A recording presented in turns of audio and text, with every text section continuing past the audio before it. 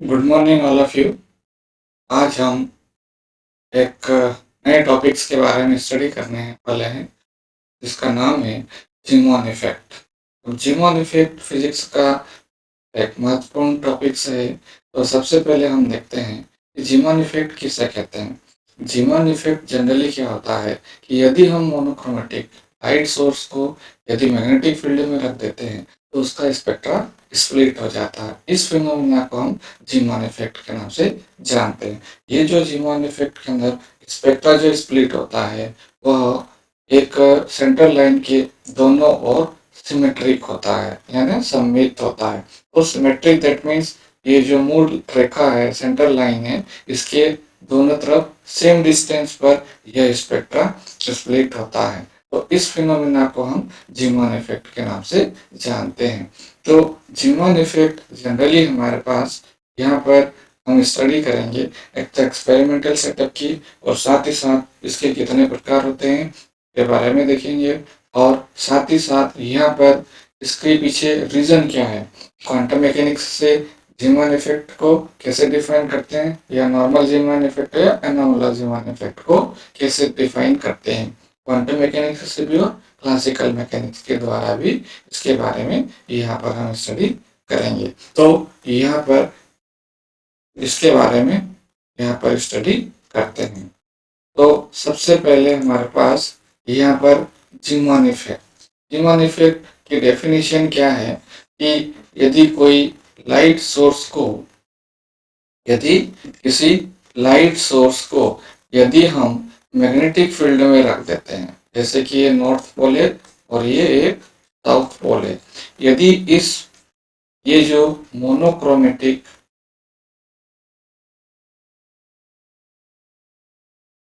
Light source है यदि इसको मैग्नेटिक फील्ड में रख देते हैं तो इसका जो स्पेक्ट्रा होता है वह स्प्लिट हो जाता है और दोनों तरफ ऐसा ये दोनों तरफ सिमेट्रिक होगा,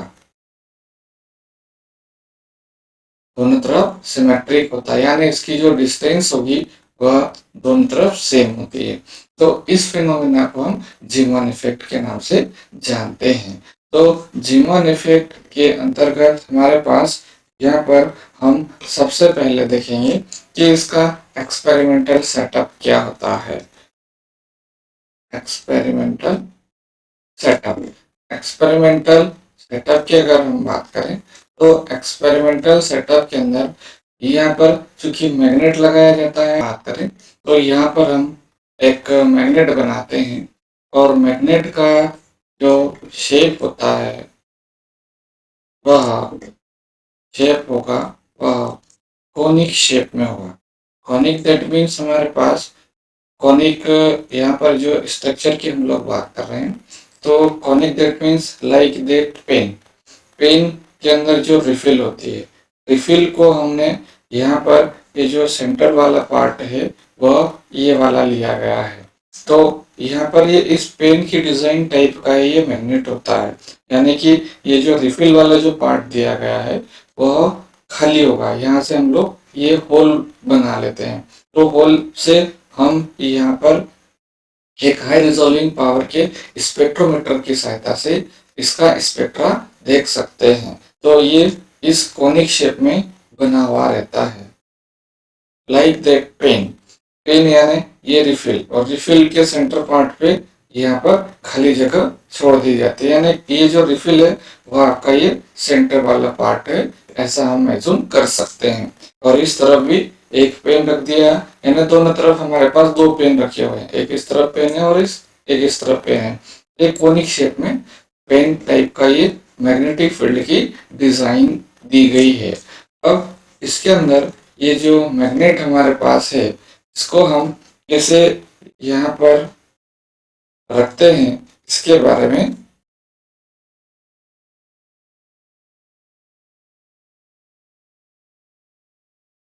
ये जो मैग्नेट होगा वह किस शेप में बनाते हैं, जनरली हमारे पास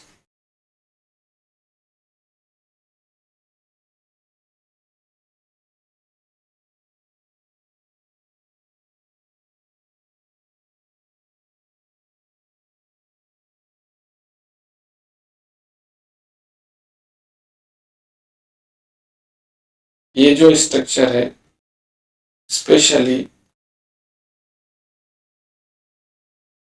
बीएससी या यूजी जो क्लासेस है, यूजी की जो बुक्स है उसमें से लिया गया है। यहाँ पर हम सप्लाई दे देंगे।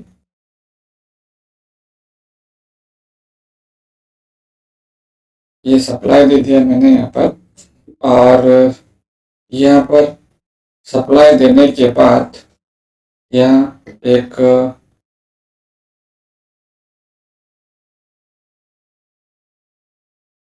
लाइट सोर्स हम रख देते हैं। ये हमारे पास सोर्स है। ये एक होल है यहाँ पर। ये जो मैंने आपको पेन का एग्जांपल्स दिया है, सेम इसी डिजाइन में ये बना हुआ एक मैग्नेट होता है। अब यहाँ पर लाइट सोर्स है, मोनोक्रोमेटिक लाइट सोर्स है। यहाँ पर हम हाई रिजोल्विंग पावर का एक स्पेक्ट्रोमीटर D1 कंडीशन में रखते हैं, यानी चुंबकीय क्षेत्र के पैरेलल में, और ये दूसरी कंडीशन D2 में रखते हैं जो कि चुंबकीय क्षेत्र के परपेंडिकुलर होता है। ये चुंबकीय क्षेत्र के पैरेलल में होता है। ये हाई रिजॉल्विंग स्पेक्ट्रोमीटर है,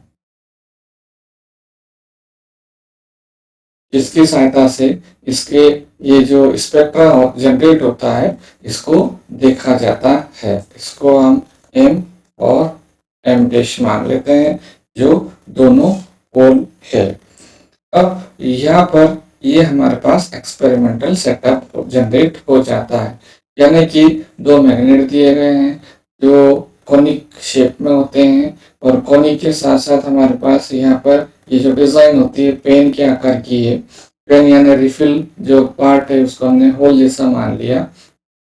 तो इस टाइप से ये इसका स्ट्रक्चर बने हुए होते हैं, और दो कंडीशन में, एक तो पैरेलल कंडीशन में और एक परपेंडिकुलर कंडीशन में, मैग्नेटिक फील्ड की सहायता से इस सोर्स का जो स्पेक्ट्रा जनरेट होता है उसे देखा जाता है। तो इस प्रकार से यहाँ पर दो कंडीशंस में स्पेक्ट्रा को मेजर किया जाता है। जनरली हमारे पास यहाँ पर ये जो स्पेक्ट्रा जो जनरेट होता है, यानी जीमान इफेक्ट के अगर हम टाइप्स की बात करें तो इसके जो टाइप्स होते हैं वह टू टाइप्स के होते हैं। एक तो नॉर्मल जीमान इफेक्ट होता है। नॉर्मल जीमान इफेक्ट के अंदर मैग्नेटिक फील्ड जो अप्लाई करते हैं वह बहुत ही हाई होता है, यानी मैग्नेटिक फील्ड है वह 1 टेस्ला के लगभग लगाया जाता है। तो ये जो 1 वेबर पर स्क्वायर मीटर मैग्नेटिक फील्ड है वो 1 वेबर पर स्क्वायर मीटर लगाया जाता है। और एनोमलस यानी जीमान इफेक्ट, इसके अंतर्गत चुंबकीय क्षेत्र का मान बहुत ही कम लगाया जाता है, यानी 0.01 वेबर पर स्क्वायर मीटर मैग्नेटिक फील्ड लगाया जाता है।